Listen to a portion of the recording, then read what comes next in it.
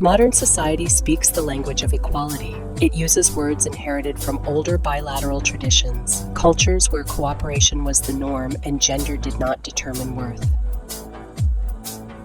Our system today operates on contradictions. The language is egalitarian, but the structures are patriarchal. The system evolved unevenly and never rebuilt its foundations. Millions of women see this contradiction. It's not a joke, it's an unfinished system that still carries the DNA of the era in which it was built. We live inside a system built on contradictions. The Constitution promises equality to any person, but the institutions enforcing those promises were built in eras when only men had legal personhood. That mismatch is the contradiction we're all living inside, and we're trying to make them work together. Women aren't imagining the imbalance. Men aren't always aware of the advantage. Everyone is navigating a system that is still righting itself, patching old foundations with new ideals. The system is incomplete, and the first step toward fixing it is naming the contradictions clearly, without fear and without blame.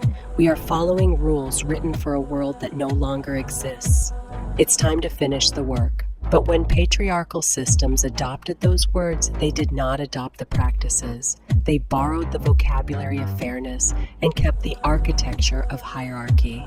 That contradiction has shaped centuries. It created a system that promises equality in its documents but delivers imbalance in its daily operations. A system that claims to protect all persons while functioning on foundations built for only some of them. This unfinished system has allowed harm to spread across generations, not because people are inherently cruel, but because the structure itself was never rebuilt to match the ideals it borrowed. America speaks an egalitarian language borrowed from older bilateral traditions, but it still operates on patriarchal institutions inherited from English common law.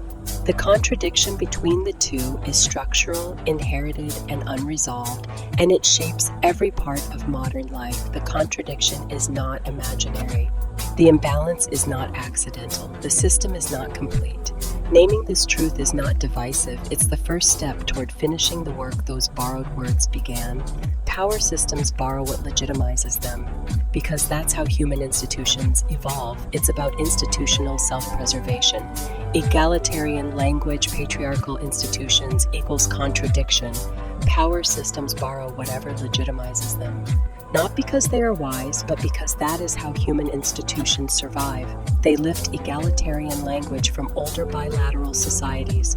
Father, Doggerland, IM2-3 bilateral. Mother, Catalhoyuk X2B4A bilateral.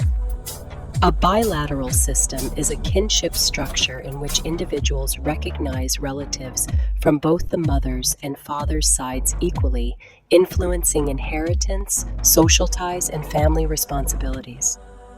We now have words born in cultures where cooperation was the norm and worth were not assigned by gender.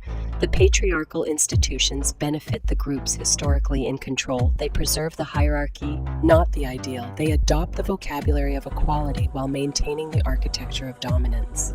This contradiction has shaped centuries of life in America. A system speaking the language of fairness while operating on foundations built for only one group. A system protecting the power it was built to serve, and until the structure is rebuilt, the contradiction remains.